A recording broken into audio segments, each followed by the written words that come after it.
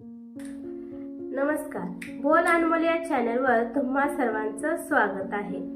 एका गावात एक चोर राहत होता। त्याला चोरी करत आहे म्हणून खूप अभिमान वाटत होता। त्याला वाटत होतं की त्याच्यासारखी चोरी कोणीच करू शकत नाही। तो जिथे पण चोरी करायला जात होता तेथून तो मोकळ्या हाताने कधीच माघारी येत नव्हता। एकदा असाच चोरी करण्यासाठी तो चोर घरातून बाहेर निघतो। वाटेत चालत असताना एका जागेवर एक मुलगा रडत असतो। त्या शेजारी एक विहीर असते। तो चोर तिथे जाऊन त्या मुलाला विचारतो की तू का रडत आहे? तर तो मुलगा हातातल्या दोरीला दाखवत म्हणाला की या दोरीला मी माझी चांदीची बादली बांधली होती, पण चुकून ही या विहिरीमध्ये पडली आहे। चोराच्या मनात लालच निर्माण झालं।